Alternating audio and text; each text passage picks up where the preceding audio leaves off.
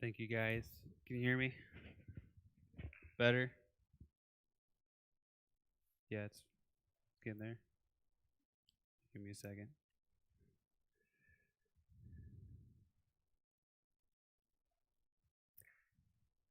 So, the topic for this teaching is yearly crowning.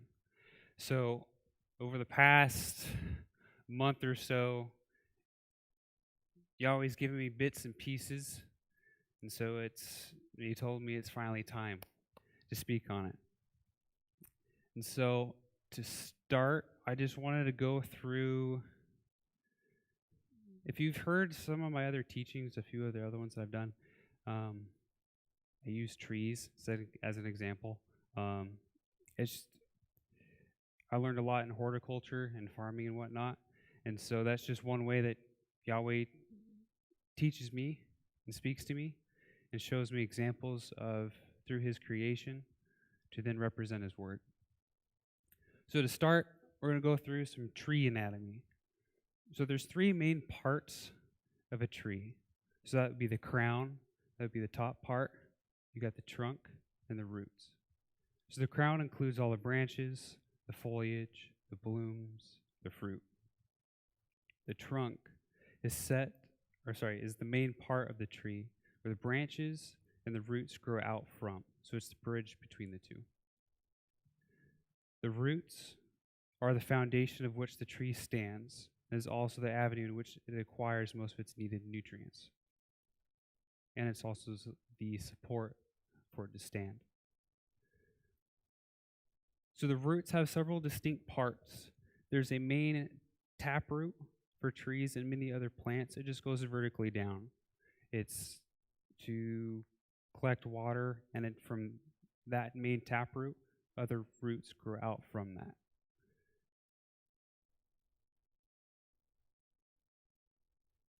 And the main roots around the base of the tree, that's what supports it to keep it up. And then there's roots that grow within the couple feet below the soil. Those will extend 2 to 3 times past the crown of the tree. And that's what is used to acquire water and its essential nutrients.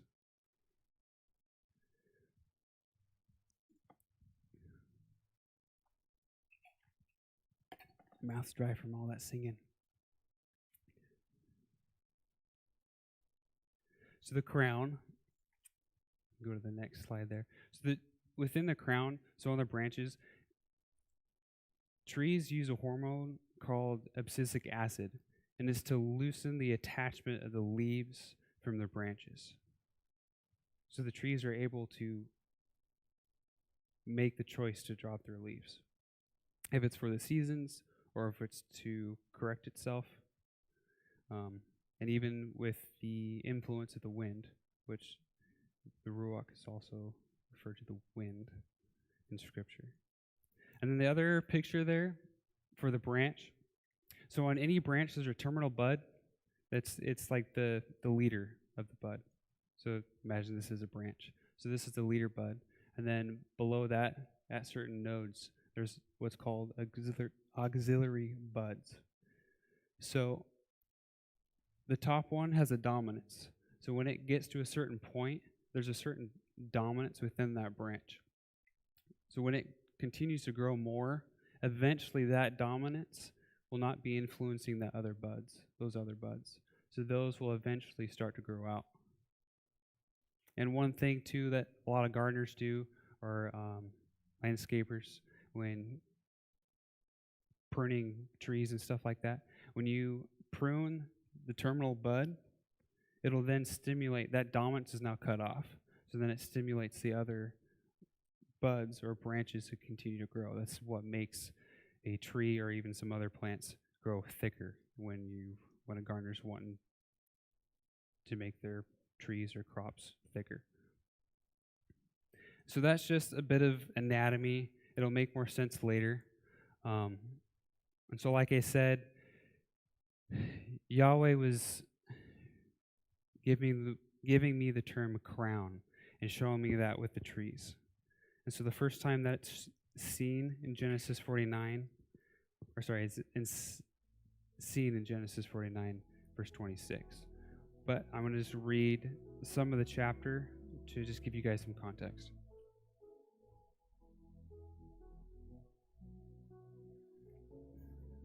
Give me a moment.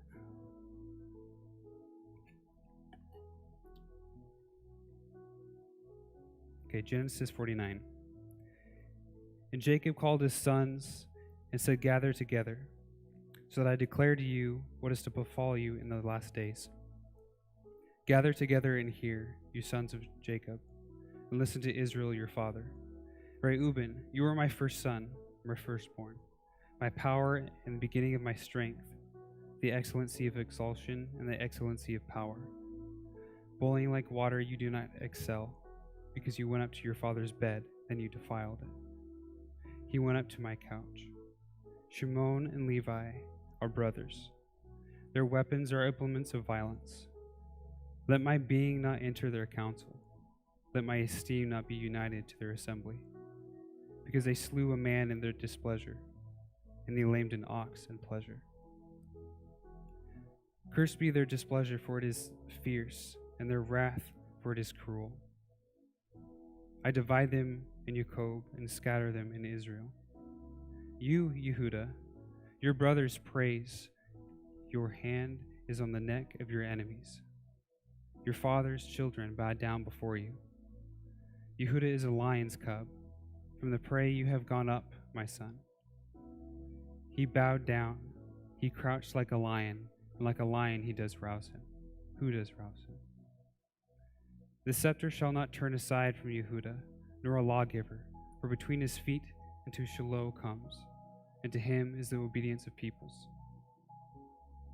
Binding his donkey to the vine, and his donkey's colt to the choice vine. He washed his garments in wine, and his robes in the blood of grapes. His eyes are darker than wine, and his teeth whiter than milk. Zebulun dwells at the seashore. He is for a haven of ships, and his border is unto Zidon. Yissaschar is a strong donkey lying down between two burdens. And he saw that a resting place was good, that the land was pleasant. And he inclined his shoulder to bear a burden, and become a subject to slave labor. Dan rightly rules his people as one of the tribes of Israel. Dan is a serpent by the way, an adder by the path, that bites the horse's heels, so that its riders fall backward. I have waited for your deliverance, O Yahweh. Gad, a raiding band raids him, but he raids his heel. Bread from Asher is rich, and he gives delicacies of a sovereign. Naphtali is a deer let loose. He gives words of elegance. Joseph is an offshoot of a fruit-bearing tree, an offshoot of a fruit-bearing tree by a fountain. His branches run over a wall, and the archers have bitterly grieved him, shot at him, and hated him. But his bow remained in strength, and the arms of his hands were made strong by the hands of the mighty one of Jacob. And from there is a shepherd, the stone of Israel. From the El of your father who helps you, and by the Almighty who blesses you, with blessings of the heavens above, blessings of the deep that lies beneath, blessings of the breast and of the womb. The blessings of your father have excelled the blessings of my ancestors, up to the limit of the everlasting hills. They are on the head of Joseph, and on the crown of the head of him who is separated from his brothers. So that last verse, the blessings of your father have excelled the blessings of my ancestors, up to the limit of the everlasting hills. They are on the head of Joseph, and on the crown of the head of him who is separated from his brothers. Within that verse, I wanted to highlight a few terms there I had in bold. Joseph means Jehovah has added. The root of his name means to add, to increase, do again, to join oneself to, be added to. Crown in this verse comes from the Strong's 6936. It means head. It's the crown of the head, the top of the head, the hairy scalp. The root of that word is Strong's 6915 and refers to bow down, to shrivel up, to contract or bend the body or neck in deference which means respect, to bow down the head. The word separated in that verse is Strong's 5139, Nazir, means consecrated or devoted one, Nazarite. The root of that word is Strong's 5144, Nazar. It means to dedicate, consecrate, separate, to dedicate oneself, devote oneself, to keep sacredly separate. Joseph joined himself to the L of his fathers, to the Almighty. He bowed down and shriveled up, bent his body in respect to the one true King, to the one above, and he separated himself from the others, dedicated, devoted. When an individual bows down to another, their crown of their head is now set low in comparison to the other. Theirs is set on high. It's a form of respect. And there's two terms that I found for respect. The first one is Strong's 4856, and it's maso. It means a lifting up. The root of that word, nasa, is to lift up, bear up, be exalted, support, aid and assist, to lift or exalt oneself.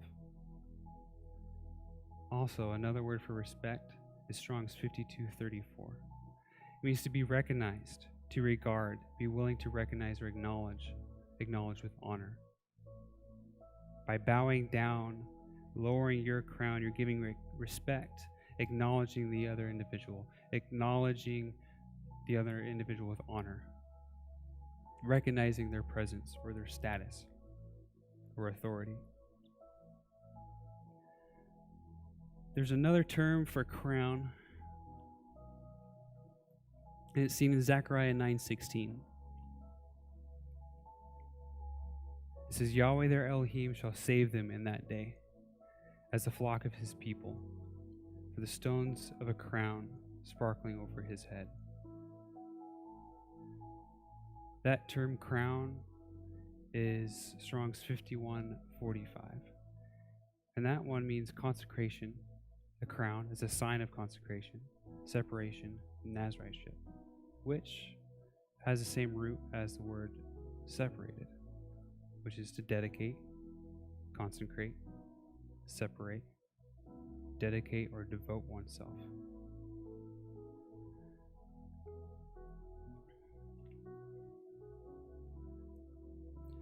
So Yahweh works in seasons and cycles. His creation is designed with patterns, meaning, and power. He spoke everything into existence, and everything he created vibrates, radiates out the same language he spoke forth. I believe that everything written in Scripture is mirrored in some manner in his creation. We just have to have the spiritual eyes to see it. And creation has to match up with his word. If it doesn't, wouldn't that make Yahweh a liar? Yahweh told Abraham to look up at the stars, to see the constellations, to see what Yahweh had planned. Creation flows perfectly with the yearly festivals. It even goes through seasons of celebration, lamentation, seasons of joy and sorrow. So not only does creation go through seasons and cycles as we are commanded to go through, I believe it is also there to guide us and support us in our daily, weekly, yearly walk with the Most High. So as we are to walk in unity as a body, creation will do the same alongside us or even without us. It will continue to serve the King.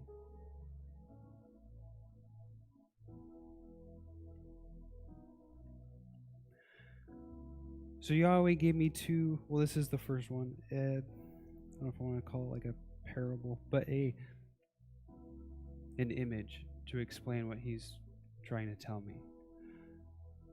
So every year the trees will drop their crown, leaf by leaf. Even if it's sick, even if it's healthy, even if their crown is plentiful and large, or if it's small. They lay down every single leaf to their crown. And what does a crown also symbolize?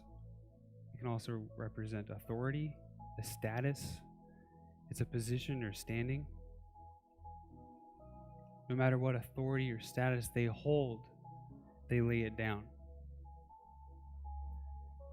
And then all that's left is his branches lifted high, as if their hands are lifted high in surrender. Their crown is laid low, as if bowing down out of respect. Giving respect, showing honor, recognizing and acknowledging the one true King that is crowned above all.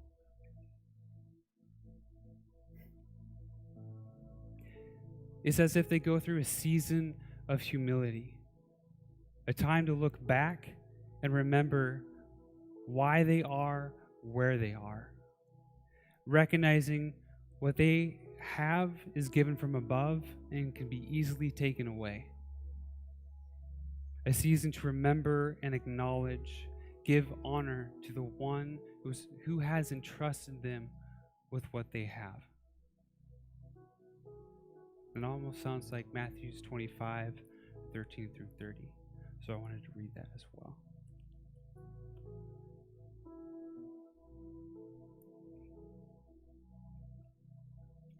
Watch, therefore, because you do not know the day nor the hour in which the Son of Adam is coming. For it is like a man going from home, who called his own servants and delivered his possessions to them. To the one he gave 5 talents, to another 2, and to another 1, to each according to his own ability, and went from home. And he who had received the 5 talents went and worked with them, and he made another 5 talents.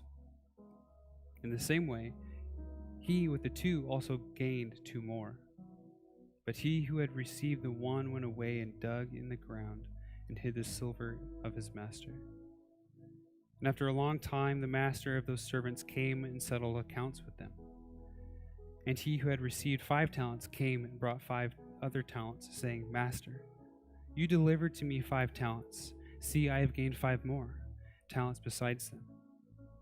And his master said to him, Well done, good and trustworthy servant. You were trustworthy over a little. I shall set you over much. Enter into the joy of your master.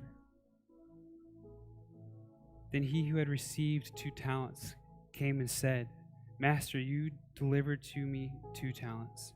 See, I have gained 2 more talents besides them. His master said to him, Well done, good and trustworthy servant. You were trustworthy over a little, and I shall set you over much. Enter into the joy of your master. And the one who had received the 1 talent also came and said, Master, I knew you to be a hard man, reaping where you have not sown, gathering where you have not scattered seed. And being afraid, I went and hid your talent in the ground. See, you have what is yours.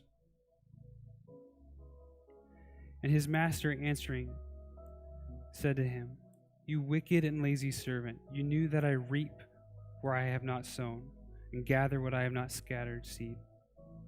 Then you should have put my silver with the bankers, and at my coming I would have received back my own with interest. Therefore take away the talent from him and give it to him who possesses 10 talents. For to everyone who possesses more, to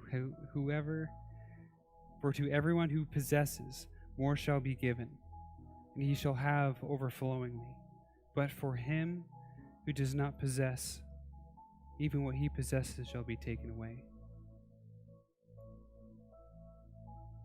And throw the worthless servant out into the outer darkness, and there shall be weeping and gnashing of teeth.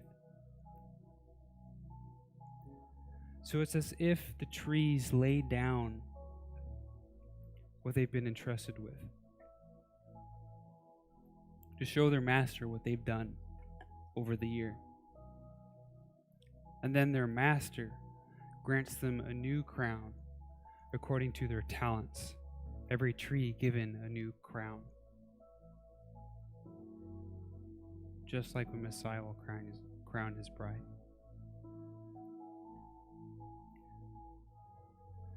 And then there was another image that Yahweh gave me when you spoke 2 weeks ago. We were talking about John 15. So let me share a little bit with that. So John 15 verses 1 through 9 says, I am the true vine, and my Father is the gardener. Every branch in me that bears no fruit, he takes away. And every branch that bears fruit, he prunes, so that it bears more fruit. You are already clean because of the word which I have spoken to you. Stay in me, and I stay in you. As the branch is unable to bear fruit of itself, unless it stays in the vine, so neither you, unless you stay in me. I am the vine, you are the branches. He who stays in me, and I in him, he bears much fruit. Because without me, you are able to do naught. If anyone does not stay in me, he is thrown away as a branch and dries up. And they gather them and throw them into the fire, and they are burned. If you stay in me and my words stay in you, you shall ask whatever you wish, and it shall be given. It shall be done for you. In this my Father is esteemed, that you bear much fruit, and you shall be my taught ones. As the Father has loved me, I have also loved you.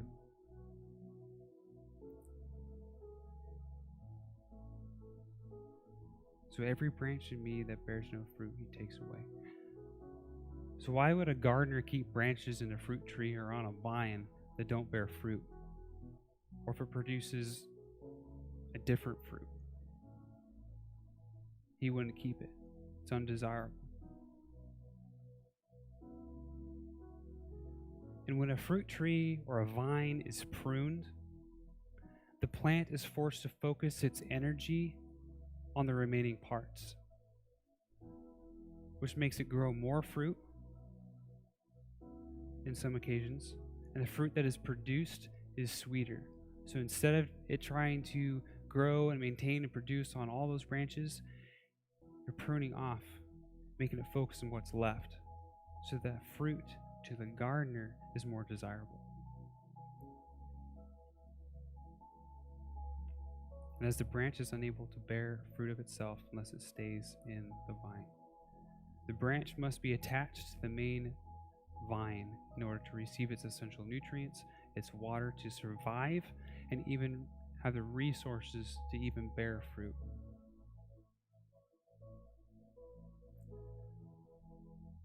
Just like what we just read in John 15, Yeshua is the vine, the trunk, anchored in the foundation of the earth.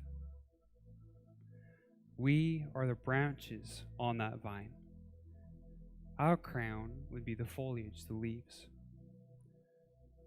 Our praises, the way we speak, the way we pray, the way we worship, are like the blooms and the flowers. What do flowers have? They have a fragrance, a sweet aroma that is pleasing to the one who breathes it in. In this case, I would say it would be the gardener. And what comes forth from those flowers are fruit. Fruit after its kind. Fruit that is born from what has been spoken forth. The fruit is for the gardener's delight. Doesn't Yahweh delight in our worship? Wouldn't he be overwhelmed with joy in seeing the abundance of fruit that we bear and produce? It's not produced on our own because we are connected to Yeshua, the vine. Also, if we do not bear fruit, or if we produce the wrong fruit, the gardener will prune those individuals off. When the branches are cut off, like I was sharing with the buds, you can also refer to as a tree as a whole, when you cut certain branches off, the surrounding branches will take its place.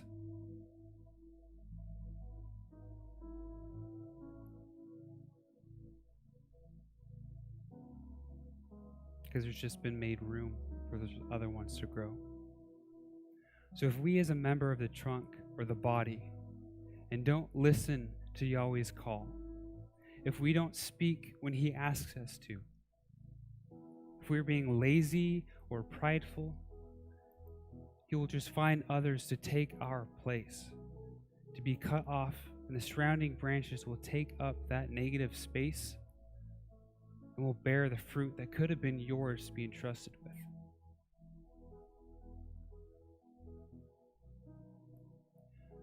Yahweh is extremely gracious and kind. He's patient. But there comes a point after opportunity when Yahweh's plan must continue, must keep moving. And if you've chosen to squander it and say, oh, I'll do it later, I still got some time,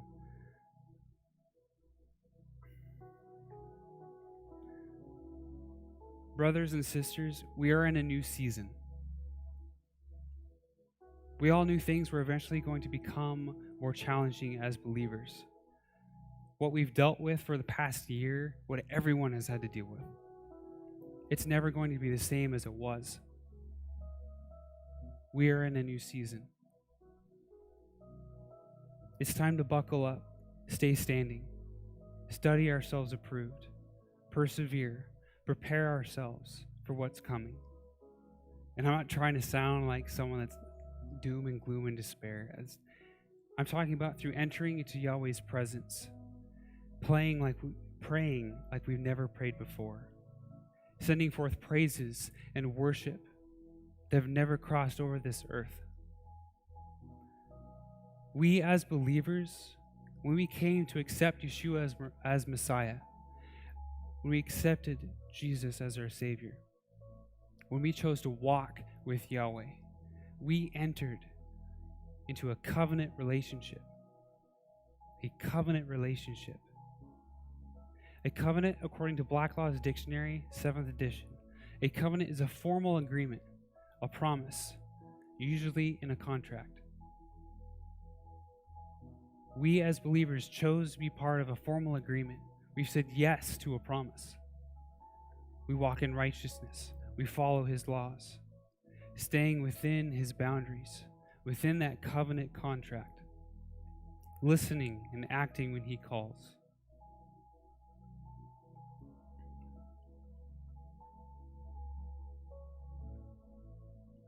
And in doing so, we stay as beneficiaries of a kingdom trust. And to be part of a trust, you must be trusted. If Yahweh has entrusted you with something, you better rule, reign, have dominion and control over it. And do what the servants did in the parable of Matthew 25. Multiply what he's given you, and he will grant you more blessings and responsibility within his kingdom trust. This is a season to lay down our crowns. I believe it is. To humble ourselves with our hands held high and our heads stooped low, and let us recognize and acknowledge our King. To give honor where it is due to the one that has saved us from death, that has protected us from the chaos and destruction in the world, from the tainted and defiled, from the worldly whoring and wicked practices that roam this earth. Yahweh is preparing his bride. The body is being woken up, shaken from its slumber. He's going to cut off those that are not willing to stay fully committed and attached to the vine. Those not willing to multiply their fruits, their talents. Things are going to get harder. And those that have stayed committed, those that have chosen to continue standing, walking within his covenant boundaries, those members will be gathered together, grafted to the one true vine. Yahweh is ready to move. Are you?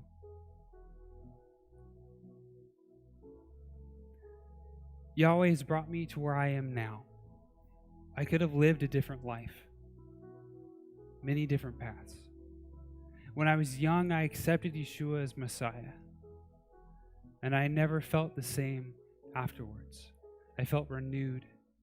I had a fire that had just begun to burn brighter and stronger every year. My yearning to know and walk with my God continued to grow. And over a series of years, Yahweh eventually brought me back to the same location, the same camp when I accepted my Messiah. Where at first, when I accepted, I didn't at the time get baptized. He, in his infinite wisdom, brought me back to the same place so I could be baptized there, as it was like a seal to the covenant contract between him and I, as another reminder. And years around that moment, before and after that moment, I always remember praying consistently, Yahweh, show me more of your truths. Oh, and he showed me more than I could ever imagine. And he's continuing to answer that prayer today and every day forward. And like I said before, I could have lived a different life. Several different paths I could have taken.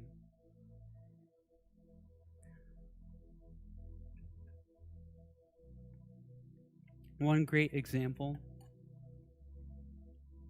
is, as most of you know, I studied horticulture at Oregon State.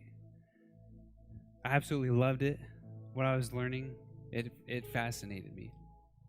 I had about a year, maybe 2, left to finish my degree. But the last year I was there, I was truly enjoying what I was learning.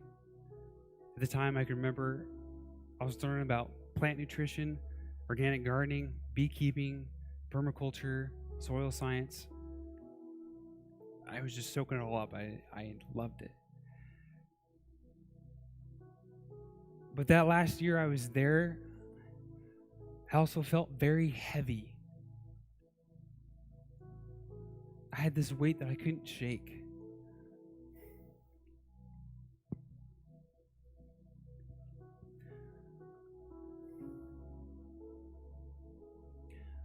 All year I was toiling in my spirit.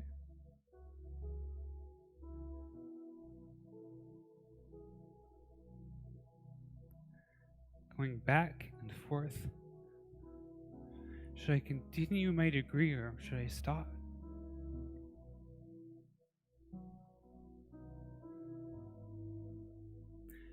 I prayed day and night, asking him, should I stop?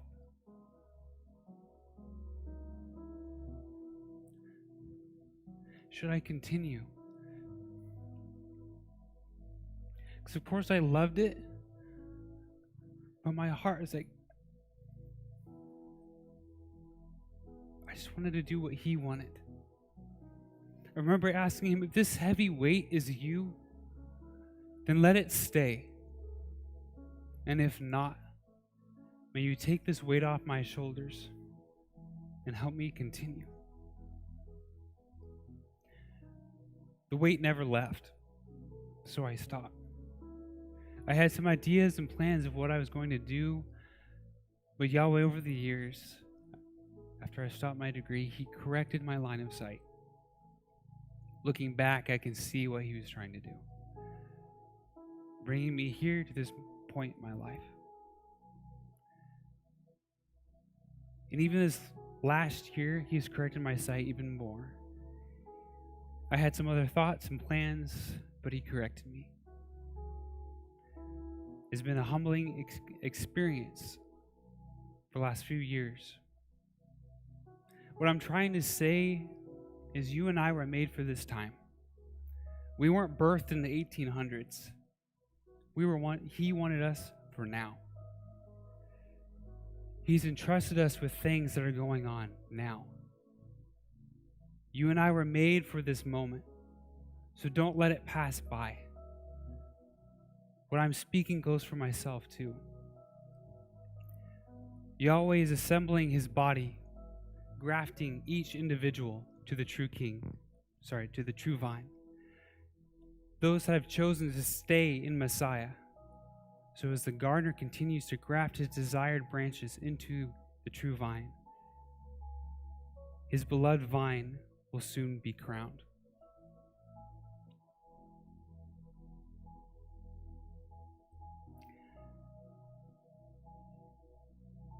And let me end with this.